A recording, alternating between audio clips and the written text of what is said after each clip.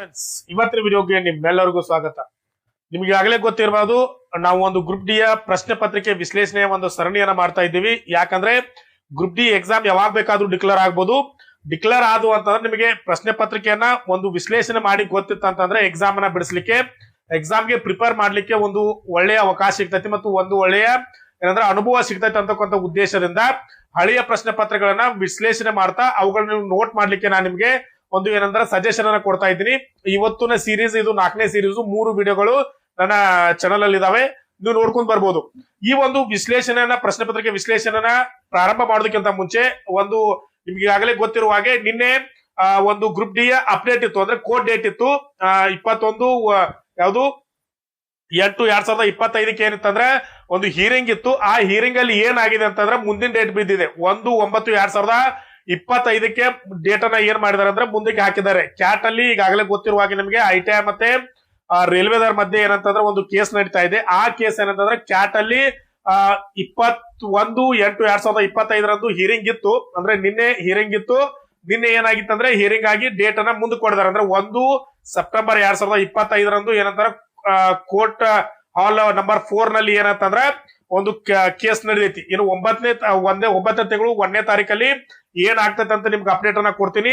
ಇದೇ ರೀತಿಯ ಅಪ್ಡೇಟ್ ಗಳಿಗಾಗಿ ಮತ್ತೆ ಪ್ರಶ್ನೆ ಪತ್ರಗಳನ್ನ ಅನಲೈಸ್ ಗಾಗಿ ಚಾನಲ್ ಅನ್ನ ಫಾಲೋ ಮಾಡ್ತಾ ಇದ್ರಿ. ಮತ್ತೆ ಯಾರೆಲ್ಲ ಇನ್ನೂ ಸಬ್ಸ್ಕ್ರೈಬ್ ಮಾಡ್ಕೊಂಡಿಲ್ಲ ಅವರು ಸಬ್ಸ್ಕ್ರೈಬ್ ಮಾಡ್ಕೊಳ್ಳಿ, ನಿಮ್ಮೆಲ್ಲಾ ಫ್ರೆಂಡ್ಸ್ ಗೆ ಶೇರ್ ಮಾಡಿ ಅಂತ ಹೇಳ್ತಾ ಬನ್ನಿ ವಿಡಿಯೋನ ಸ್ಟಾರ್ಟ್ ಮಾಡೋಣ.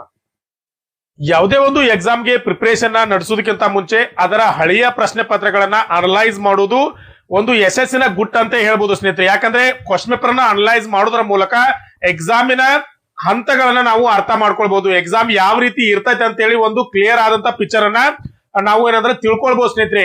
ಈ ಒಂದು ನಿಟ್ಟಿನಲ್ಲಿ ನನ್ನ ಯೂಟ್ಯೂಬ್ ಚಾನಲ್ ನ ಸಬ್ಸ್ಕ್ರೈಬರ್ ಆಗಿರುವಂತ ವ್ಯೂವರ್ಸ್ ಆಗಿರುವಂತ ನಿಮ್ಮೆಲ್ಲರಿಗೂ ಒಂದು ಏನಂದ್ರೆ ಕ್ವಶನ್ ಪೇಪರ್ ಬ್ಯಾಂಕ್ ಅನ್ನ ಲಾಂಚ್ ಮಾಡ್ತಾ ಇದ್ದೀನಿ. ಈ ಕ್ವಶನ್ ಪೇಪರ್ ಬ್ಯಾಂಕ್ ಅಲ್ಲಿ ಏನಿರ್ತೈತೆ ಅಂದ್ರೆ ಗ್ರೂಪ್ ಡಿ ಪ್ರೀವಿಯಸ್ ಇಯರ್ ನ ಕ್ವಶನ್ ಪೇಪರ್ ಗಳು ಇರ್ತವೆ. 2005 ಹಿಡ್ಕೊಂಡು 2022 ನಡೆದಿರುವಂತ 30 ಸೆಟ್ ಕ್ವಶನ್ ಪೇಪರ್ ಗಳನ್ನ ಕೇವಲ 99 ರೂಪಾಯಿಗಳಲ್ಲಿ ನಿಮಗೆ ಕೊಡ್ತಾ ಇದ್ದೀವಿ. ಇದರ ಜೊತೆಗೆ ಏನ್ ಬೇಕಂದ್ರೆ ನಿಮಗೆ NTPC ಕ್ವಶನ್ ಪೇಪರ್ ಬೇಕಂತಾರೆ NTPC ಪ್ರೀವಿಯಸ್ ಇಯರ್ ನ ಕ್ವಶನ್ ಪೇಪರ್ ಗಳನ್ನ 40 ಸೆಟ್ ಕ್ವಶನ್ ಪೇಪರ್ ಇರ್ತವೆ. ಇದು ಸಹ ನೀವು 99 ರೂಪಾಯಿಗಳನ್ನ ಪಾವತಿ ಮಾಡಿ ಇದನ್ನ ತೆಗೆದುಕೊಳ್ಬಹುದು. ಅದರ ಜೊತೆಗೆ SSC GD ಯಾರೆಲ್ಲ ಪ್ರಿಪರೇಷನ್ ನಡೆಸ್ತಾ ಇದ್ರ ಅದರ ಪ್ರೀವಿಯಸ್ ಕ್ವಶನ್ ಪೇಪರ್ ಗಳು ಇದಾವೆ, ಅವರು ಸಹ 40 ಸೆಟ್ ಕ್ವಶನ್ ಪೇಪರ್ ಗಳಿದಾವೆ. ಇದನ್ನು 99 ರೂಪಾಯಿಗಳನ್ನ ಪಾವತಿ ಮಾಡಿ ನೀವು ತೆಗೆದುಕೊಳ್ಬಹುದು. ಇದರ ಜೊತೆಗೆ ಯಾರೆಲ್ಲ RRB technician, ALP, RPF, SSC ಹಾಗೆ ಈಗ ಪ್ಯಾರಾಮೆಡಿಕಲ್ ಕಾಲ್ಫಾರ್ಮ್ ಆಗಿದಾವೆ, ಇದರ ಪ್ರೀವಿಯಸ್ ಕ್ವಶನ್ ಪೇಪರ್ ಗಳು ಬೇಕಂದ್ರೆ ಅವು ಇದಾವೆ. ನೀವು ಕಾಂಟ್ಯಾಕ್ಟ್ ಅನ್ನ ಮಾಡಿ ಅದರ ಕ್ವಶನ್ ಪೇಪರ್ ಗಳನ್ನ ನೀವು ಸಹ ತೆಗೆದುಕೊಳ್ಬಹುದು ಸ್ನೇಹಿತರೆ. ಯಾರೆಲ್ಲ ಈ ಕ್ವಶನ್ ಪೇಪರ್ ಗಳು ಬೇಕಂತೀರಿ ಅವರು ಈ 99 ರೂಪಾಯಿಗಳನ್ನ ಪಾವತಿ ಮಾಡಿ ಈ ಕ್ವಶನ್ ಪೇಪರ್ ಗಳನ್ನ ತೆಗೆದುಕೊಳ್ಬಹುದು. ಈ ನಂಬರ್ಗೆ ಕಾಂಟ್ಯಾಕ್ಟ್ ಅನ್ನ ಮಾಡಿ ಈ ಪ್ರಶ್ನೆ ಪತ್ರಗಳನ್ನ ನೀವು ತೆಗೆದುಕೊಳ್ಬಹುದು ಸ್ನೇಹಿತರೆ. ಅದರ ಜೊತೆಗೆ ಸರ್ ನಿಮ್ ಚಾನಲ್ ನ ವತಿಯಿಂದ ಏನಾದ್ರೂ ಸ್ಟಡಿ ಮೆಟೀರಿಯಲ್ ಇದೆಯಾ ಅಂತ ನೀವು ಕೇಳಿದ್ರೆ ಖಂಡಿತ ಸ್ಟಡಿ ಮೆಟೀರಿಯಲ್ ಇದೆ ಸ್ನೇಹಿತರೆ. ಯಾರೆಲ್ಲ ಗ್ರೂಪ್ ಡಿ, ಅಸಿಸ್ಟೆಂಟ್ ಲೋಕೋ ಪೈಲಟ್, NTPC ಟೆಕ್ನಿಷಿಯನ್, SSC ಹೀಗೆ ಈ ಎಲ್ಲಾ ಎಕ್ಸಾಮ್ ಗಳಿಗೆ ಪ್ರಿಪರೇಷನ್ ನಡೆಸ್ತಾ ಇದ್ರು ಆ ಎಲ್ಲಾ ಸಿಲೆಬಸ್ ನ ಪ್ರಕಾರ ಈ ಒಂದು ಸ್ಟಡಿ ಮೆಟೀರಿಯಲ್ ನಾವು ರೆಡಿ ಮಾಡಿದ್ವಿ ಸ್ನೇಹಿತರೆ. ಇದರಲ್ಲಿ ಏನಿರ್ತದೆ ಅಂದ್ರೆ ಜನರಲ್ ಸೈನ್ಸ್ ಅಲ್ಲಿ ನಿಮ್ಮ ಫಿಸಿಕ್ಸ್, ಕೆಮಿಸ್ಟ್ರಿ, ಬಯಾಲಜಿ ಇದರ ಒಂದು ಡಿಟೇಲ್ ಆದಂತ ಮತ್ತೆ ಅದರ ಜೊತೆಗೆ ಕಡೆಯಲ್ಲಿ ಅದಕ್ಕೆ ಸಂಬಂಧಪಟ್ಟಂತ ಕ್ವಶನ್ ಆನ್ಸರ್ ಗಳು ಇರ್ತವೆ. ಇನ್ನ ಇದರ ಜೊತೆಗೆ ಕರೆಂಟ್ ಅಫೇರ್ಸ್ 2024 ಜನವರಿಯಿಂದ 2025 ಮೇ ಅಂದ್ರೆ ಸರಿಸುಮಾರು 17 ತಿಂಗಳ ಒಳಗೆ ಒಂದು ಕರೆಂಟ್ ಅಫೇರ್ಸ್ ಅನ್ನ ನಿಮಗೆ ಡಿಟೇಲ್ ಆದಂತ ಕರೆಂಟ್ ಅಫೇರ್ಸ್ ನಿಮಗೆ ಕೊಡ್ತೀವಿ ಸ್ನೇಹಿತರೆ. ಇದರ ಜೊತೆಗೆ ಇಂಡಿಯನ್ ಹಿಸ್ಟ್ರಿ, ಆಮೇಲೆ ಇಂಡಿಯನ್ ಕಾನ್ಸ್ಟಿಟ್ಯೂಷನ್ ಭಾರತದ ಸಂವಿಧಾನವನ್ನ ನೋಟ್ಸ್ ಬರ್ತೈತೆ ನಿಮಗೆ.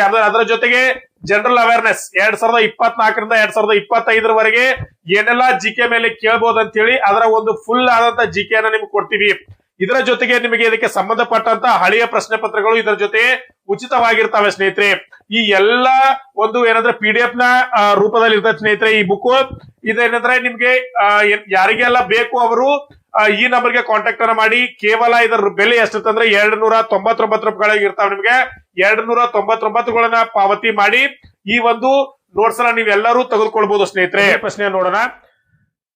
ಕೆಳಗಿನ ಯಾವ ನಗರ ಗಂಗಾ ನದಿಯ ದಡದ ಮೇಲೆ ಇಲ್ಲ ಅಂತ ಕೇಳ್ತಾರೆ. ಆಪ್ಷನ್ ಏನ್ ಕೊಡ್ತಾರೆ ಅಂದ್ರೆ ಲಕ್ನೋ, ಹರಿದ್ವಾರ, ಕಾನ್ಪುರ್, ಪಾಟ್ನಾ. ಇದರಲ್ಲಿ ಸರಿಯಾದ ಉತ್ತರ ಲಕ್ನೋ ಅಂತಕ್ಕಂಥದ್ದು. ನಾವು ಇವತ್ತು 2022 ನಡೆದಿರ್ತಕ್ಕಂಥ ಗ್ರೂಪ್ ಡಿ ಯ ಕ್ವಶನ್ ಪೇಪರ್ ಅನ್ನ ಅನಲೈಸ್ ಮಾಡ್ತಾ ಇದ್ದೀವಿ. ಮುಂದಿನ ಪ್ರಶ್ನೆ ನೋಡೋಣ. ಗೃಹ ಬಳಕೆಗಾಗಿ ಬಳಸುವ ಫ್ಯೂಸ್ ನ ನಿಗದಿತ ವ್ಯಾಪ್ತಿ ಎಷ್ಟಿದೆ ಅಂತ ಕೇಳ್ತಾರೆ. ನೀವು 1 ಆಂಪರ್ ಅಥವಾ 10 ಆಂಪರ್ ಒಂದರಿಂದ 10 ಆಂಪರ್ ವರೆಗೆ ಇರುವಂತ ನಾವೇನಂದ್ರ ಗೃಹ ಬಳಕೆಯಾಗಿ ಬಳಸುವ ಫ್ಯೂಸ್ ನ ನಿಗದಿತ ವ್ಯಾಪ್ತಿ ಅಂತ ಹೇಳಿ ನಾವು ಕರಿತೀವಿ. ಅದರಲ್ಲಿ ಆಪ್ಷನ್ ಬೇರೆ ಬೇರೆ ಕೊಟ್ಟಿದ್ದಾರೆ, ಅದನ್ನ ನೀವು ನೋಡ್ಕೋಬಹುದು. ಮುಂದಿನ ಪ್ರಶ್ನೆ ನೋಡೋಣ. ಅಡಿಗೆ ಸೋಡಾದ ವೈಜ್ಞಾನಿಕ ಹೆಸರೇನು?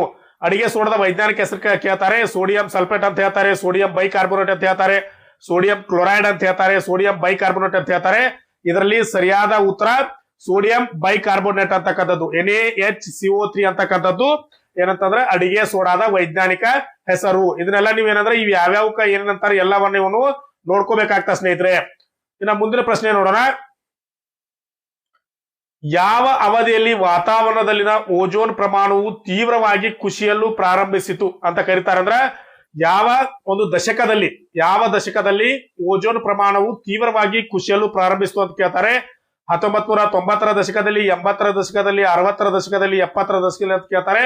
ಸರಿಯಾದ ಉತ್ತರ 1980ರ ದಶಕದಲ್ಲಿ ಓಜೋನ್ ಪದರವು ತೀವ್ರವಾಗಿ ಕುಸಿಯಲು ಪ್ರಾರಂಭಿಸಿತು ಅಂತಕ್ಕಂಥದ್ದು ಸರಿಯಾದ ಉತ್ತರ ಆಗಿದೆ ಸ್ನೇಹಿತರೆ.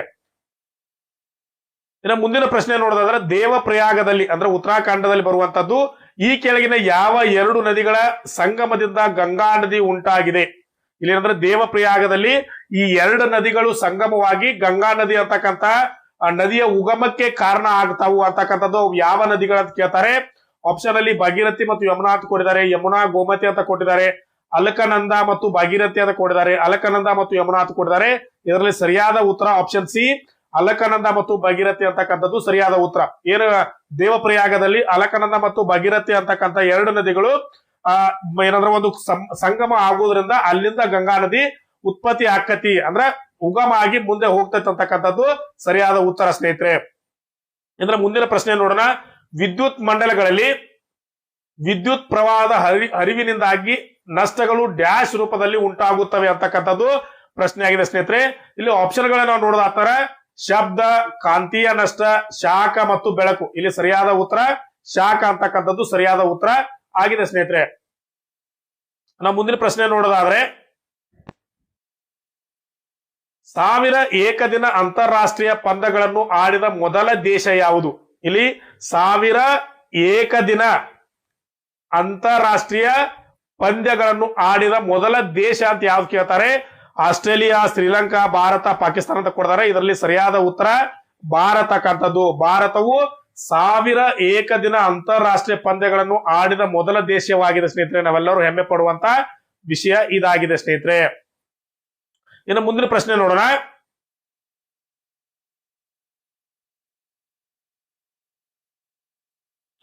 ಬದಲಾಗುತ್ತಿರುವ ಕಾಂತ ಕ್ಷೇತ್ರವು ವಾಹಕದಲ್ಲಿ ವಿಭಾಂತರವನ್ನು ಪ್ರೇರೇಪಿಸಿ ಅದರಿಂದ ಪ್ರೇರೇಪಿತ ವಿದ್ಯುತ್ ಪ್ರವಾಹ ಉಂಟಾಗುವ ಪ್ರಕ್ರಿಯೆಯನ್ನು ಡ್ಯಾಶ್ ಎಂದು ಕರೆಯಲಾಗುತ್ತದೆ. ಉಷ್ಣ ಪ್ರೇರಣೆ, ವಿದ್ಯುತ್ ಪ್ರೇರಣೆ, ಕಾಂತೀಯ ಪ್ರೇರಣೆ, ವಿದ್ಯುತ್ ಕಾಂತೀಯ ಪ್ರೇರಣೆ ಅಂತ ಕೇಳ್ತಾರೆ. ಇದರಲ್ಲಿ ಸರಿಯಾದ ಉತ್ತರ ಯಾವ್ದಂದ್ರೆ ವಿದ್ಯುತ್ ಕಾಂತೀಯ ಪ್ರೇರಣೆ ಅಂತಕ್ಕಂಥದ್ದು ಸರಿಯಾದ ಉತ್ತರ ಆಗಿದೆ ಸ್ನೇಹಿತರೆ.